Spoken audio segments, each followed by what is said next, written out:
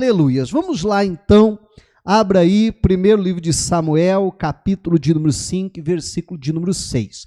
Bom, como eu dizia há pouco, até nós estamos numa série de mensagens, esse é o terceiro domingo desta série, e muitas vezes quando eu faço uma série, eu dou o mesmo título, parte 1, 2, 3, 5, 257, né? E dessa vez não, os títulos têm sido diferentes, porém, seguindo aí uma sequência que eu tenho tentado, né, colocar numa sequência mais lógica possível, mais didática possível.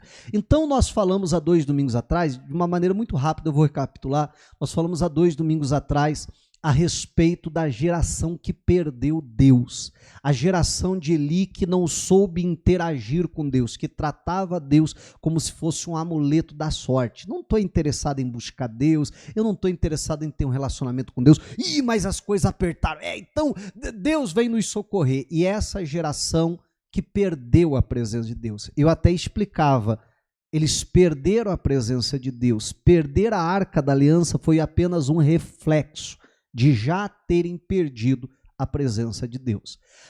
Então eles perdem a batalha para os filisteus e os filisteus levam a Arca da Aliança para o território deles. Hoje nós vamos partir desse ponto falando aí. Na semana passada, aí eu falei do Samuel, né? Porque no meio de tudo isso que foi-se a glória de Israel, como disse a nora de Eli, porque a Arca da Aliança havia sido tomada. No meio de tudo isso, daquela bagunça no sacerdócio que está acontecendo, Deus está preparando, Deus está levantando Samuel. O título da mensagem do domingo passado era antes que a lâmpada se apague. E eu frisava bastante isso, antes que a lâmpada se apague, Deus fala. Amém? Para a lâmpada não se apagar, para manter ao menos um remanescente, que foi justamente o caso, né, de Samuel ali no meio daquela geração que Deus trouxe juízo sobre eles. Bom, e aí hoje nós entramos justamente na continuação da história, quando a Arca da Aliança está no território dos filisteus. Já vou fazer a leitura do texto, mas deixa eu fazer uma explanação primeiro aqui. Nós vamos ver, já vamos fazer a leitura, mas já vou adiantar um pouquinho o assunto, né? Nós vamos ver que a Arca da Aliança, que toda vez que eu falar Arca da Aliança aqui por esses dias, né, logo você vai vincular com o quê? Com a presença de Deus. Amém? Quando eu falar Arca da Aliança, não pensa num caixote de ouro. De fato era, mas não o enxergue dessa maneira, mas sim como a presença de Deus. Agora, olha que engraçado. A Arca da Aliança, ou a presença de Deus, sozinha, lá no meio dos filisteus, acabou com eles. Literalmente, a ponto de eles terem que devolver. Agora, essa mesma Arca da Aliança, essa mesma presença de Deus, quando os israelitas trouxeram ela para o seu acampamento, para que assim pudessem vencer os filisteus, a Arca da Aliança ou a presença de Deus não fez nada por eles. Sim ou não? A Arca da Aliança os ajudou ali, ou a presença de Deus? Não. E aí eu lembro de um texto que eu cito muito, que está lá, 2 Crônicas, se eu não estou enganado, que a Bíblia diz que os olhos de Deus passam por toda a terra para se mostrar forte para aqueles cujo coração é inteiramente dele. Amém. Deus se mostra forte na vida daquelas pessoas que têm um coração íntegro para Deus, com aquelas pessoas que sabem que tem um compromisso, que tem uma comunhão com Deus, aí Deus vai se mostrar forte. Mas aquela pessoa que não está nem aí com Deus, como aquela geração, que só recorre a Deus como um amuleto da sorte, o negócio está sério, e deixa eu buscar Deus então, meu irmão, Deus não vai se mostrar forte. E foi exatamente aquilo que aconteceu com Israel. A Arca da Aliança, no meio do acampamento dos israelitas, não os ajudou em nada. Eles foram derrotados. Eles perderam a batalha. Inclusive, a Arca da Aliança foi levada. Mas agora, a Arca da Aliança ali vai acabar com os filisteus, como nós já vamos ver. O foco do que hoje eu quero falar aqui com vocês, e aonde a gente quer chegar, a gente já vai partir sabendo onde a gente, né, pretende chegar. Eu quero falar a respeito de respeitar a presença de Deus. Nós precisamos aprender a respeitar a presença de Deus, porque todos esses problemas que nós estamos vendo aqui, e muitos que vão ser gerados, está tudo em cima dessa tônica, daquelas pessoas que não souberam respeitar a presença de Deus. E quando a gente não aprende a respeitar a presença de Deus, o negócio fica sério. Bom, primeiro livro de Samuel, capítulo 5, versículo 6. Bom, antes de eu fazer a leitura, deixa eu só explicar alguns versículos anteriores. Primeiramente, eles levam a Arca da Aliança e colocam em Asdod, na cidade de Asdod, no templo de Dagon. Dagon era o deus deles. E eles vão e colocam a Arca da Aliança bem diante da estátua de Dagon, no templo de Dagon. A declaração era mais ou menos assim: os nossos deuses foram mais fortes que os deuses dos israelitas. Os nossos deuses nos ajudaram e nos deram a vitória, contra os israelitas. Se colocaram lá.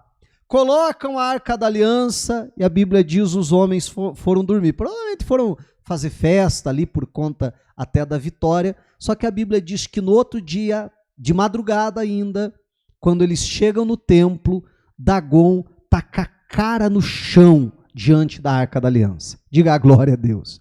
Amém, igreja? Está com a cara no chão lá. E aí eles olham aquilo, ih, rapaz, que negócio que é esse? Olha aí que loucura. Essa estátua nunca caiu. O que aconteceu? Mas ainda dizem, vai ver uma coincidência. Foram lá, levantaram a estátua de novo, colocaram no seu devido lugar, prenderam bem a estátua, agora não vai cair de novo, né?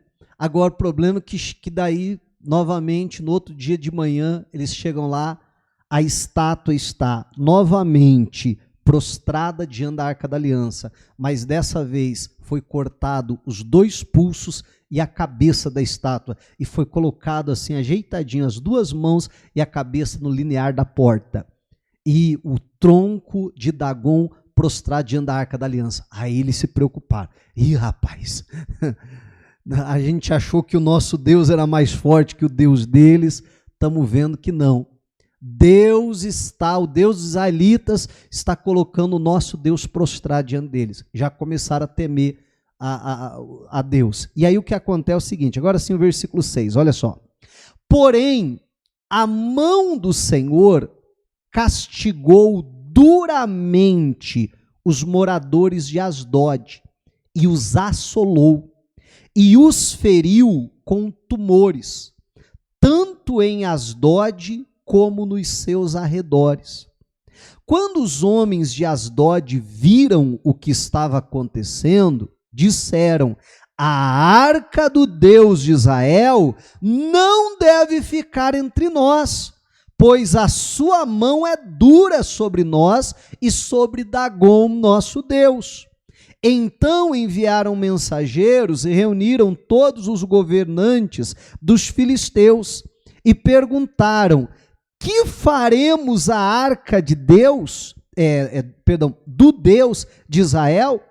Eles responderam: que a arca do Deus de Israel seja levada até Gate, e depois de cidade em cidade. E a levaram até Gate. Depois que a levaram, a mão do Senhor foi contra aquela cidade, causando grande terror, pois feriu os homens daquela cidade, desde o pequeno até o grande, e lhes nasceram tumores. Então enviaram a arca de Deus a Ecrom. Mas quando a arca chegou lá, os ecronitas exclamaram: trouxeram a arca do Deus de Israel até aqui para matar a nós e a nosso povo? Então enviaram mensageiros e reuniram todos os governantes dos filisteus e disseram: devolvam a arca do Deus de Israel, que ela volte ao seu lugar, para que não mate nem a nós nem ao nosso povo, porque havia terror de morte em toda a cidade, e a mão de Deus castigou duramente ali. Os homens que não morriam eram atingidos com tumores e o clamor da cidade subiu até o céu. Amém, igreja? Meu irmão, olha só. A Arca da Aliança, que num primeiro momento, quando os israelitas trazem ela para o arraial, agora sim, Deus está com a gente, agora nós vamos vencer. Ficou inoperante. Não fez nada. Porque estava faltando pilha? Porque não estava funcionando, estava com mau contato lá? Não.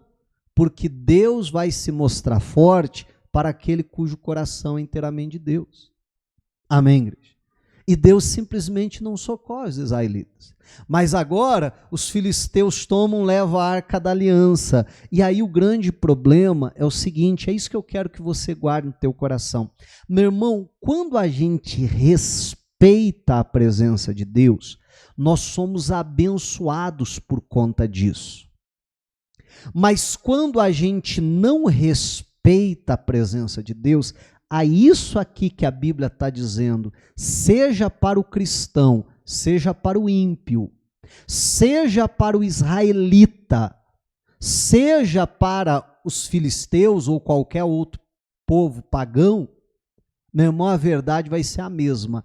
A mão de Deus vai pesar duramente contra aquela pessoa. E aí eu e você precisamos nos questionar se nós temos respeitado a presença de Deus ou não. Aquele povo está sofrendo daquela forma porque eles não respeitam a presença de Deus. Olha só, a presença de Deus está entre eles, mas eles não adoram, eles não se santificam, eles não respeitam a presença de Deus. E agora eles vão ter Deus lutando contra eles. E agora a praga, a maldição vai estar contra eles. Mas o que eu quero que você entenda hoje é que isso que está acontecendo lá no meio dos filisteus não é simplesmente que aquele era um povo pagão. Não, é porque esse povo não está respeitando a presença de Deus. E nós precisamos aprender a respeitar a presença de Deus. Quando a gente respeita a presença de Deus, então nós vamos ter a bênção, o favor do Senhor. Mas quando desrespeitamos, o inverso também é verdade. Então vamos sofrer as consequências graves disso. A Bíblia vai dizer de uma figura muito interessante, meio mística até de uma certa forma, que é o tal do Balaão. Você conhece a história do Balaão? Balaque contrata Balaão para amaldiçoar o povo de Israel. Isso quando Israel está saindo lá do Egito, né, e indo para Canaã. Então, um episódio anterior ao que está acontecendo aqui. E ele então contrata, olha, joga uma praga neles lá, porque esse povo é mais poderoso do que nós, eles são mais fortes do que nós. Mas eu sei que se você jogar uma praga neles, eles vão enfraquecer e nós vamos conseguir resisti-los. E o Balaão tenta. Só que aí o Balaão vai descobrir, né, aquela frase que é conhecida, que contra Israel não vale encantamento. E aí ele mesmo vai dizer, como eu posso amaldiçoar a quem Deus abençoou? Amém? Ele diz, não tem jeito. E aí o Balaque fica doido com ele. Rapaz, eu te paguei. Você tem que dar um jeito. Você tem que achar uma maneira de você amaldiçoar esse povo. E o Balaão coça a cabeça por minha conta, tá? Não está na Bíblia. Ele está lá coçando a cabeça e diz assim, olha, tem um jeito. Deus é com eles, Deus os protege, Deus os abençoa, e todo aquele que vai contra esse povo, Deus então vem contra essa pessoa. A única possibilidade da gente vencer esse povo é se a gente voltar esse povo contra o Deus deles, ou ainda voltar o Deus deles contra eles. Mas como assim? Como isso é possível? Esse Deus os protege, os guarda, como que nós vamos conseguir fazer isso? E Balaão, ele bolou um plano. A Bíblia diz que como Israel passou muito tempo ali naquele território, talvez esse tenha sido até um dos erros, mas aquela nação, aquele povo começava a enviar mulheres até lá. Prostitutas, mulheres que se ofereciam a eles e tal, e começavam a seduzi-los. E aos poucos aqueles homens, os homens de Israel, começaram a se deixar ser seduzidos por aquelas mulheres. E quando então eles vinham para ter relações com elas, elas diziam assim: não, a gente não vai cobrar nada de vocês. A única coisa que a gente vai cobrar é que vocês adorem os nossos deuses. E aí aquele povo começa a permitir que entre no meio deles a prostituição e começa a permitir que entre no meio deles a idolatria. Aquele povo, aos poucos, vai deixando de respeitar a presença de Deus. E aí o Balaão consegue ter sucesso no seu plano. É por isso que a Bíblia vai mencionar, dizendo que Balaão ensinava a lançar tropeço diante do povo de Israel. Amém. Partiu dele esse plano, essa ideia. E a partir do momento, então, que o povo de Israel deixou de ser santo, em outras palavras, deixou de respeitar a presença de Deus, agora eles não tinham mais Deus a favor. Agora a santidade de Deus fazia com que Deus fosse contra eles. Porque a grande verdade é que quando a gente respeita a presença de Deus, a gente tem Deus em nosso favor. Mas quando a gente desrespeita a presença de Deus, a gente tem Deus contra nós. A Bíblia fala do conselho de Gamaliel, e ele vai dizer então para as maiores autoridades de Israel, ele diz assim: tome cuidado com o que vocês vão fazer, porque se esse negócio, e era a pregação do evangelho, se esse negócio não vem de Deus, por si só vai se acabar isso aqui, não vai durar muito. Mas se isso vem de Deus, cuidado para vocês não se encontrarem lutando contra Deus. É possível isso acontecer? Se não fosse, ele não estava falando. Amém. Meu irmão, Jesus vai dizer a Saulo de Tarso: duro é para ti recalcitar contra aguilhões. Em outras palavras, rapaz, você está dando murro em ponta de faca. Você está perseguindo a igreja, você não sabe que você está lutando contra Deus. Você acha que isso vai dar certo para você? Quem você acha que vai se ferir nessa brincadeira? Amém? Então você perceba que isso é coisa séria. A Bíblia vai dizer também que se nós nos tornamos amigos do mundo e amamos as coisas desse mundo, nós nos tornamos o quê, gente? Inimigos de Deus. Amém? Então você perceba que quando eu respeito a presença de Deus, então a presença de Deus está ali para me abençoar. Mas a partir do momento que eu não respeito a presença de Deus, eu não posso me enganar, meu irmão. Eu não respeito a presença de Deus, então eu vou estar me colocando como inimigo de Deus. Porque esse Deus que é santo, ele simplesmente não admite que o pecado, que a falta de respeito com as coisas de Deus fique impune diante dele. A própria santidade de Deus, a própria justiça de Deus impõe então que haja uma punição, como a gente está vendo acontecer aqui. Amém, igreja? Precisamos aprender a respeitar a presença de Deus. Meu irmão, e às vezes a pessoa entende errado. O que eu quero dizer quando eu digo assim, precisamos aprender a respeitar a presença de Deus? Num culto como esse, a presença de Deus está no nosso meio? Sim, a presença de Deus está aqui. E ela precisa ser respeitada. Mas, meu irmão, nós vamos entender que a presença de Deus também está conosco quando a gente vai para a nossa casa. Quando amanhã de manhã a gente acorda e vai para o nosso trabalho. Amém, igreja? Quando a gente está no trânsito, quando a gente está fazendo todas as coisas. Olha só, eu vejo muitas pessoas que passam diante de uma igreja e quando elas passam diante de uma igreja, elas fazem uma reverência. Isso não é bastante comum no Brasil? Né? Fazem lá um sinal da cruz, fazem lá uma reverência e tal, porque ela está passando na frente de uma igreja. Olha só, por um lado, você até diz, interessante, bacana, que a pessoa está passando na frente de uma igreja, eu não sei bem o que passa na cabeça da pessoa, mas eu imagino que seja mais ou menos assim, ali é uma casa de Deus, ali é uma igreja, deixa eu respeitar aquele lugar, eu não vou simplesmente passar na frente sem fazer uma reverência. Até aí, beleza. Só que ele não pode esquecer que a presença de Deus não está só lá, não.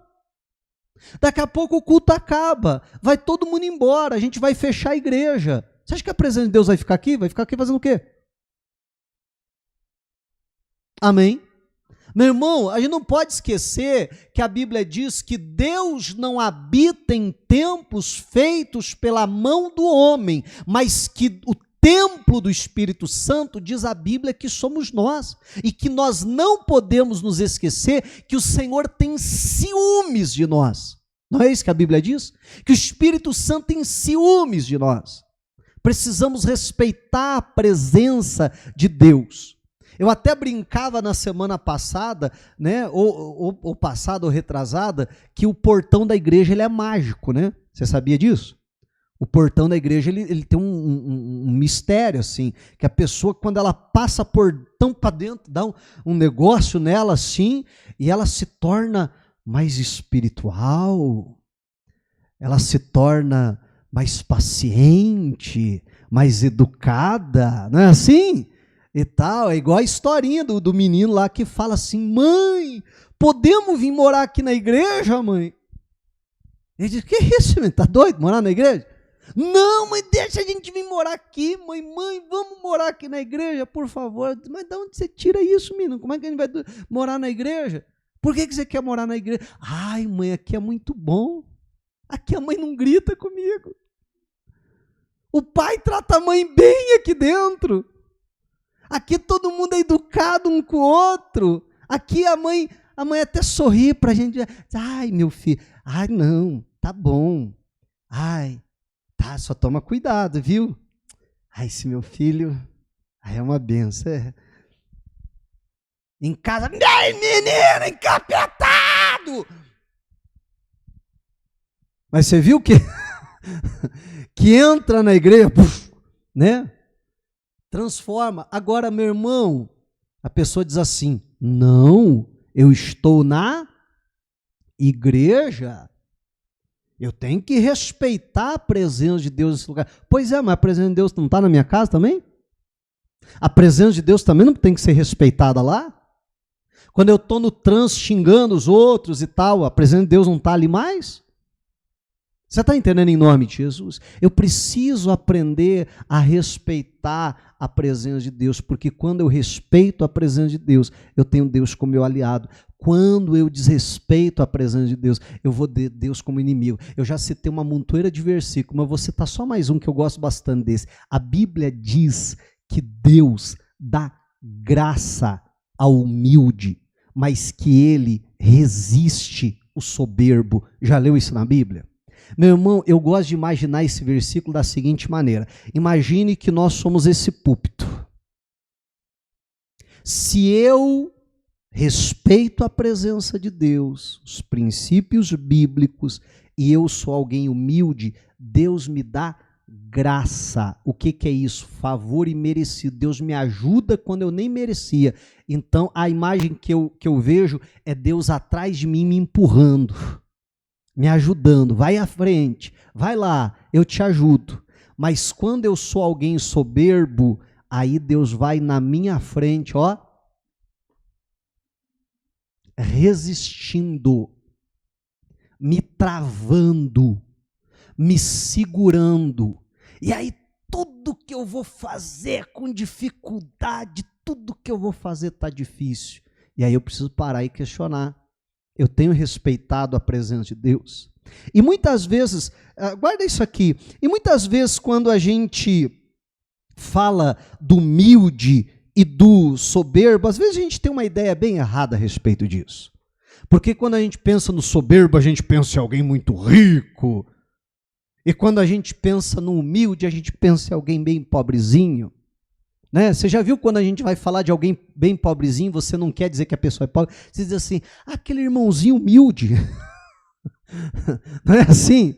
Meu irmão, agora o que eu tenho visto muito, meu irmão, é gente cheio da grana, extremamente humilde. E o que eu tenho visto muito, mas muito mesmo, são pessoas que, vou usar um ditado popular, tá? Que não tem onde cair morto. Extremamente orgulhoso e arrogante. Sim ou não? Então, quando você fala de humildade e soberba, meu irmão, nunca vincule a uma condição financeira, porque não é esse o ponto. Está falando de coração. De coração. A forma que está o coração das pessoas. Bom, então isso já, penso eu, que ficou muito claro. Essas pessoas não respeitam a presença de Deus. Por causa disso, estão sofrendo as consequências disso. O que acontece? Chega um ponto, eles estão passando de cidade em cidade, cada cidade que eles levam, a Arca da Aliança, a presença de Deus, morte, destruição. A Bíblia vai dizer mais à frente que ratões vinham e destruíam as plantações, destruíam tudo. Saíam tumores, então, e muitos morriam, outros ficavam com tumores. Chega um ponto que diz, leva lá para Ecrón, que estão levando os ecronistas, já dizem, vocês estão doidos, vocês querem matar a gente? Não, tira esse negócio daqui.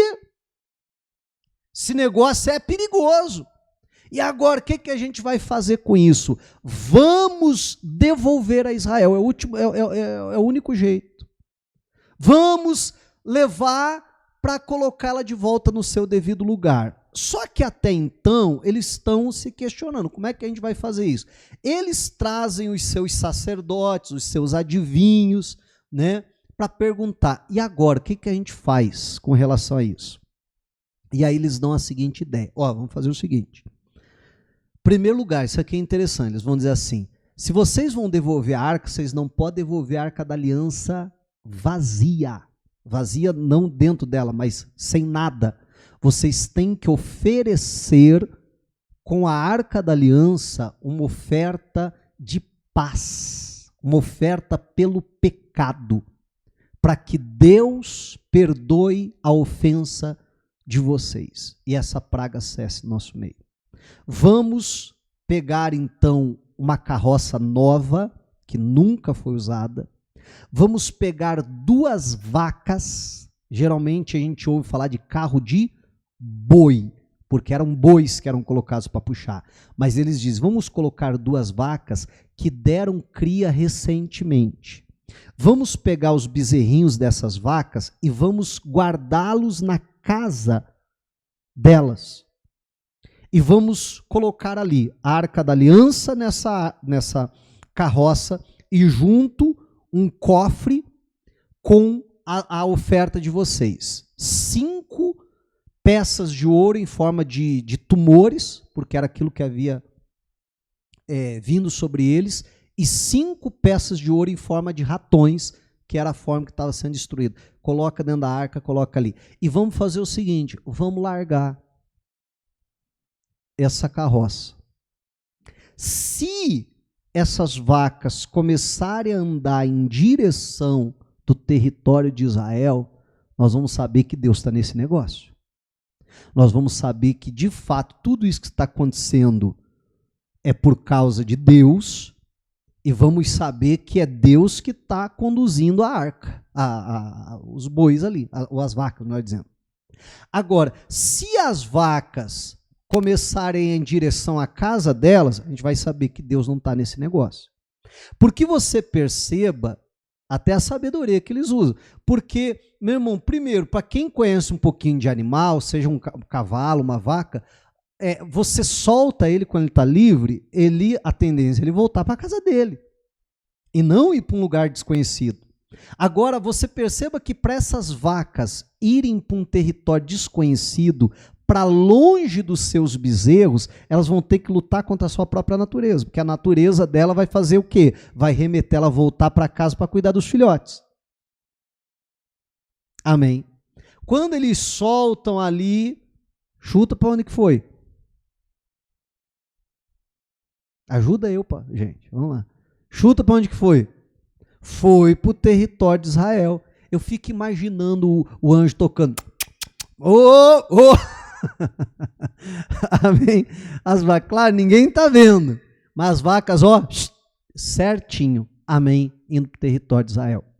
Os líderes ali dos filisteus, no caso os reis, eles costumavam fazer assim, havia vários reis dos filisteus, eles estão seguindo de longe, vamos ver para onde vai, né? E vai certinho então para o território lá de Israel e chega numa cidade chamada Bet-Semes. Quando eles vê que chegou lá, eles dizem, não, rapaz, o negócio era de Deus mesmo. Então agora vai cessar essa praga, vamos voltar lá para o nosso território. E aí agora, imagine, a Bíblia diz que eles estavam lá cultivando a terra, me parece que era um território agrícola, até porque dificilmente teria uma grande cidade na divisa do território dos filisteus e dos israelitas. Então, chega lá nessa cidade, estão lá colhendo trigo, quando olha, diz, aquela carroça lá, vindo para cá. Mas não tem ninguém conduzindo ela. Quando vão ver o que é? A Arca da Aliança. Entenda, a Arca da Aliança havia ficado 7 meses no território dos filisteus. Então, aquela festa, aquela alegria, né? Porque lembra que eles vão declarar quando a arca é tomada. E acabou, foi-se a glória de Israel. Então estão fazendo festa e tal. Sabe aquela história, aquele ditado popular, a curiosidade matou o gato? Aí eles chamam os levitas, dali mesmo, descem a Arca da Aliança, colocam lá sobre uma grande pedra que havia naquele local, descem ali aquela arca com as ofertas ao Senhor e estão lá fazendo festa. Mas eu não sei quem foi o indivíduo sem juízo. O camarada não resolveu dar uma espiadinha para ver o que tinha dentro da arca? Gente, olha que loucura. Olha que loucura. Deixa eu ver o que... Eu dou risada que eu acho isso muito engraçado, né? Para não dizer trágico, né?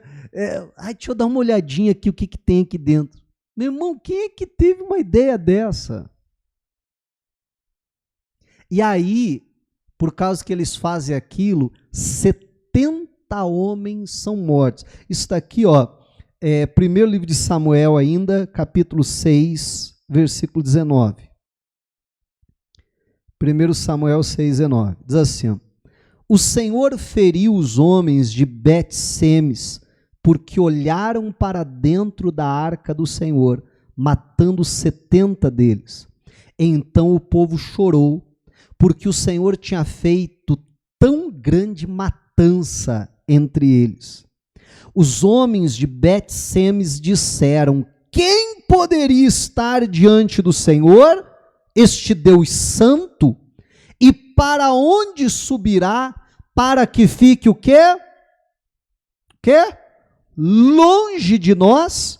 Então enviaram mensageiros aos moradores de Quiriate Jearim, dizendo, os filisteus devolveram a arca do Senhor, venham até aqui, levem a arca com vocês. Esse trem é perigoso.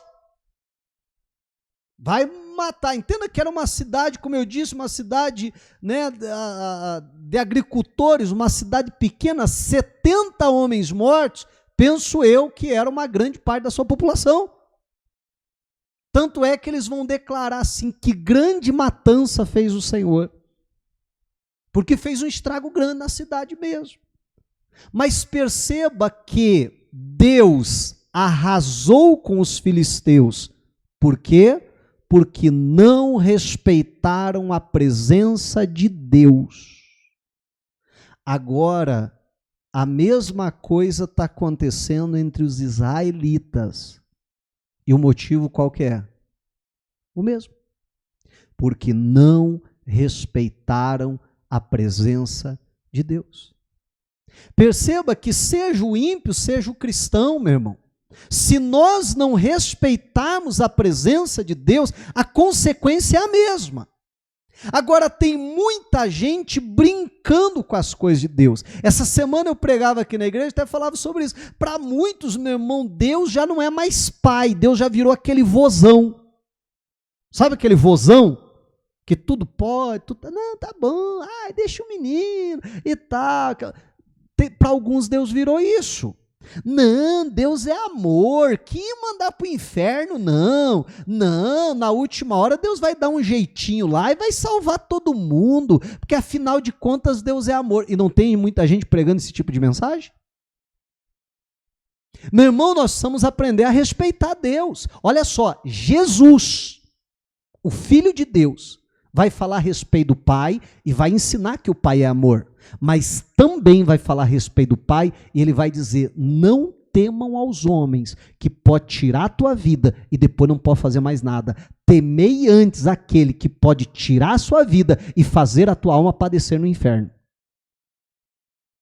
A Bíblia vai dizer, horrenda coisa é cair na mão do Deus vivo.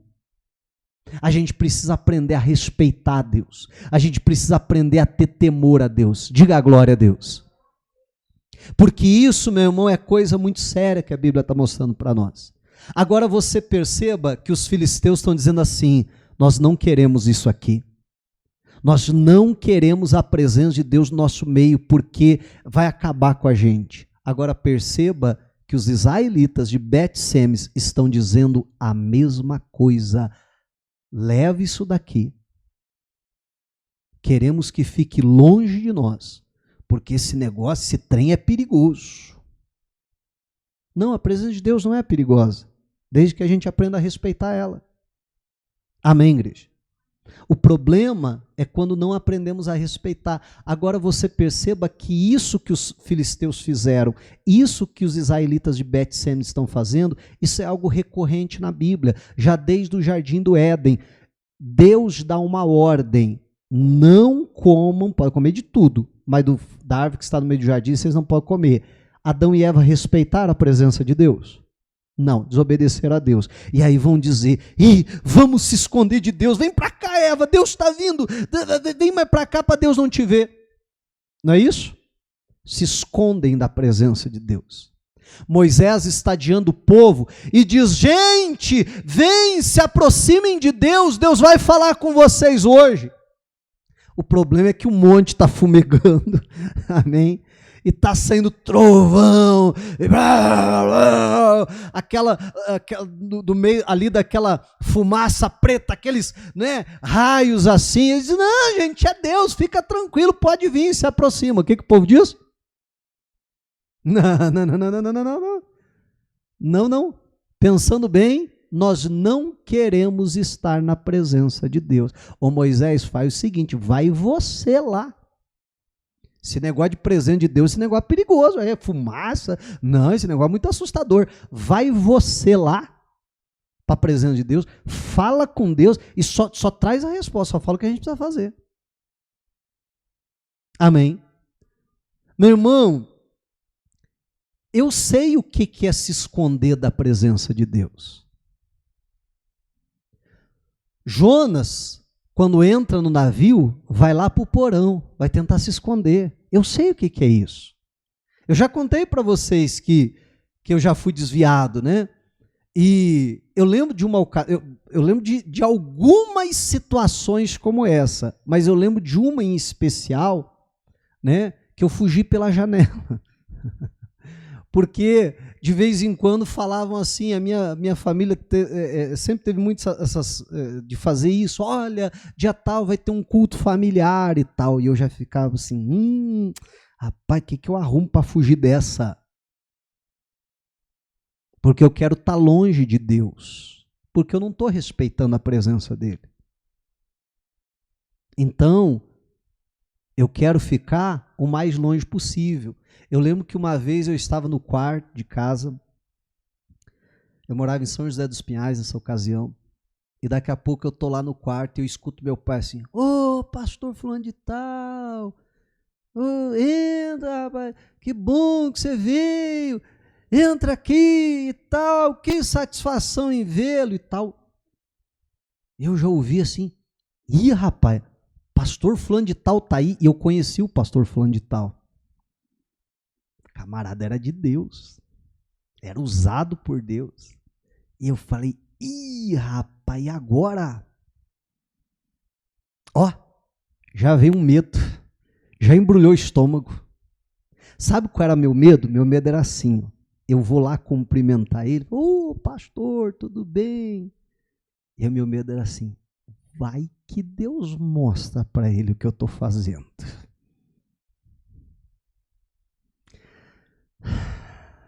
Você já imaginou? Então o que eu quero, o que eu vou fazer? Ó, correr longe de Deus. Mas por quê? O problema está com Deus? Não, o problema é que eu não quero respeitar Deus. Eu não quero respeitar a presença dele. Então é mais fácil fugir. Você está entendendo? E aí eu disse, e agora, rapaz? O que eu faço? Passar aí tem que passar pela sala, ele está lá. Meu irmão, eu abri a janela do quarto. Ó, pulei. O problema é que tem que passar pelo quintal agora. Né? E aí eu vou assim, ó, vai passar perto da janela. Ó que vergonha, gente. Amém. Ó que vergonha. Aí eu vou lá no portão assim, ó. Não faz barulho, não faz barulho. E aí eu fico imaginando, né? Meu pai diz, peraí, deixa eu chamar o Luciano ali. Vai lá no quarto. Ô, mulher, não estava aqui? Eu estava? Será que ele saiu e a gente não viu? De fato, saiu e não viu. Aí eu tive que dar uma margem grande de tempo na rua, sem voltar para casa, né? Aí quando eu dei uma boa margem, falei, não, agora ele deve ter ido embora, agora eu volto, como se nada tivesse acontecido. Né? Olha que vergonha. Amém? Você quer ver uma outra coisa? Que pelo menos uma vez por mês eu falo? Chega no segundo domingo do mês, Santa Ceia. Pessoal, eu vou pedir para os obreiros levarem a Santa Ceia. Agora você sabe que ninguém pode participar da Santa Ceia indignamente e tal. A gente vai fazer uma oração para pedir perdão a Deus pelos nossos pecados. Mas vai lá, se você não for participar, então, né, não pega, agradeça e vai passar para a próxima pessoa e tal. E quantas pessoas... E de um tempo para cá, eu acho que de anos para cá, eu sempre venho batendo muito nessa tecla, porque eu via muito isso acontecer. A pessoa chegar e dizer assim, ai não vou participar da Santa Ceia. É que eu estou com mágoa da minha cunhada, então é melhor eu não participar. Ai, é que eu estou com os pecados aí, que essa semana eu dei uma fraquejada, dei tomado uns goles lá, ai, então eu não posso participar da Santa Ceia. Ai, não, antes de sair de casa, quebramos o pau com a mulher lá, então não vou participar da Santa Ceia. Meu irmão, você percebe que é justamente isso? Quer eu fugir da presença de Deus? Quer eu não querer me consertar? Porque, meu irmão, quando eu não participo, eu simplesmente não estou agravando o meu pecado. Mas... eu sempre gosto de chamar a atenção que essa não é a solução não é eu não participar, a solução é eu resolver meus BO, a solução é eu me arrepender, a solução é eu me consertar com Deus e participar. E não porque eu tô mal com Deus, então eu não vou participar, que é melhor. Não, o melhor é eu me arrepender, o melhor é eu me consertar. Mas às vezes é a mesma síndrome de Adão e Eva. Não, vem para cá, se esconde aqui, porque Deus está vindo. Amém? Vamos continuar, vamos em frente. Vamos para 2 Samuel, segundo livro de Samuel, capítulo 6. Vamos lá no versículo 1. 2 Samuel 6:1. Gente, nós estamos dando um salto temporal aqui de 20 anos, tá? 20 anos para frente do que aconteceu aqui. Porque a gente vai voltar a falar nisso nas próximas semanas. Eles pegam a Arca da Aliança e colocam na casa de Abinadab e consagram um dos seus filhos para tomar conta da arca. E a Arca da Aliança fica ali durante 20 anos. Damos um salto temporal desse, então. Logo em seguida, a nação pede um rei, vem Saul. Praticamente todo o restante de 1 Samuel é falando do reinado de Saul, falando de Davi, como Saul tentava matar Davi, aquela dinâmica toda. Termina 1 Samuel com a morte de Saul. Começa 2 Samuel com Davi sendo consagrado rei, primeiramente em Hebrom, mais tarde se torna rei em todo Israel, que é justamente aqui nesse ponto. Aí diz assim a Bíblia: mais uma vez Davi reuniu todos os escolhidos de Israel, em número de 30.000. Davi se levantou e com todo o povo que tinha consigo partiu para Baalá de Judá, para de lá trazer o quê? A arca de Deus, diante da qual se invoca o nome do Senhor dos Exércitos, que se assenta acima dos querubins. Puseram a arca de Deus numa carroça nova. Alguém já viu esse filme? Era o método bíblico? Não, era o método dos filisteus. E levaram a levaram, melhor dizendo, da casa de Abinadab, que ficava numa colina. Uzá e Aiô, filhos de Abinadab, conduziam aquela carroça. Levaram a carroça com a arca de Deus da casa de Abinadab, que ficava na colina, e Aiô ia adiante da arca.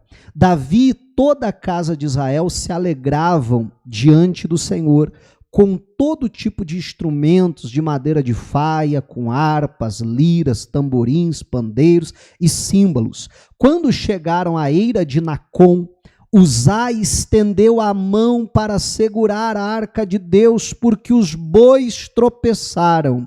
Então a ira de Deus se acendeu contra Uzá, e Deus o feriu ali, presta atenção, por esta irreverência. Irreverência, falta de reverência, a falta de respeitar a presença de Deus. Mas eu te pergunto, alguém aqui já foi defensor de Uzá? Eu já fui. Quando eu era criança, li esse texto e dizia: rapaz, mas Deus pegou pesado aqui, não precisava tanto, né, Deus? Alguém já fez isso? Eu li esse texto e eu falava assim: o cara só quis ajudar. Nessa hora não, né? Ninguém jamais passou isso na cabeça. Imagina, só do pastor desmiolado que passa um negócio desse. Meu irmão, eu já defendi muito Uzá. Eu li esse texto e pensava isso. O cara quis ajudar. Não precisava tudo isso. E foi exatamente o sentimento de Davi. A gente já vai ver isso. Foi exatamente o sentimento de Davi. Mas, meu irmão, aí que eu falo da macrovisão. Quando você entende a macrovisão, você entende que assim como quando a presença dele foi desrespeitada no meio dos filisteus, houve punição. Assim como a presença de Deus foi desrespeitada em Bet-Semes, houve punição. Quando a presença de Deus foi desrespeitada por Uzá, houve punição. Deus trata todos da mesma forma. Deus trata todos da mesma maneira, seja filisteu, seja israelita. Respeitou a presença de Deus, vai haver bênção. Desrespeitou a presença de Deus, vai haver consequência, vai haver punição. A gente precisa aprender a respeitar a presença de Deus. Só que ó, o interessante aqui é que olha o que aconteceu. E Uzá morreu ali ao lado da arca de Deus. Davi ficou irado, porque o Senhor havia irrompido contra Uzá e chamou aquele lugar Pérez Uzá até o dia de hoje. Naquele dia, Davi teve medo do Senhor e disse: como poderei levar comigo a arca do Senhor? Davi não quis levar a arca do Senhor para junto de si, na casa de Davi, mas fez com que fosse levada para a casa de Obed-edom, o geteu. Amém? Perceba que a reação de Davi foi a mesma reação dos filisteus. Não podemos ficar com isso. Tira de perto da gente. Foi a mesma reação dos homens de Bet-Semes. Tira isso daqui. Se Deus é santo, não pode ficar neste lugar. Foi a mesma reação que Davi teve inicialmente para dizer: como posso levar a arca da aliança comigo? Como posso levar para a cidade de Davi? Não, não. Leva para longe de mim. Agora, a diferença é que todos eles fizeram isso, mas Davi fez mais do que isso. Claro, não vai dar tempo de eu falar, já extrapolei meu horário, mas cenas para os próximos capítulos. Davi vai buscar entender como interagir com Deus, como respeitar a presença de Deus. E para Davi aprender como fazer isso, o Davi recorreu à mesma coisa que eu e você precisamos recorrer. Olha para mim. Amém? A palavra de Deus. O Davi foi para a palavra para entender. E aí, pela palavra, o Davi entendeu: não é em carroça que se transporta a arca da aliança, é nas costas dos sacerdotes. O Davi reúne todos os sacerdotes, 3 meses depois, reúne todos os sacerdotes: vocês se santifiquem, porque da primeira vez aconteceu o que aconteceu, porque a gente não, guarda essa palavra, porque a gente não buscou o Senhor segundo o mandamento dele. A gente tentou buscar Deus do nosso jeito e deu no que deu. Mas agora nós vamos fazer do jeito certo, do jeito que Deus mandou, nas costas do sacerdote. Isso é longe, né? Se vira. O sacerdote vai revezando, faz alguma coisa, dá um jeito. Meu irmão, olha só, a coisa foi tão séria da segunda vez que eles estão levando os sacerdotes à Arca da Aliança nas costas, e a Bíblia diz que a cada 6 passos que os sacerdotes davam, era sacrificado um touro ao Senhor. Amém.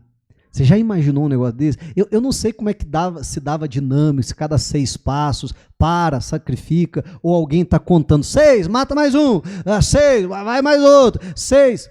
Não sei como é que foi, mas entenda o respeito, a reverência, a forma correta. E agora, da primeira vez, Deus foi contra eles, agora Deus está do lado deles. Meu irmão, o que eu quero chamar a atenção hoje, por isso que falei isso até agora, a gente precisa aprender a respeitar a presença de Deus. E não podemos nos esquecer que a presença de Deus não está presa numa caixa. Amém? A presença de Deus está na minha e na sua vida. Se você aceitou Jesus como seu Salvador, você é templo do Espírito Santo. Aprenda a respeitar a presença de Deus. Amém? Diga a glória a Deus e aplauda Jesus.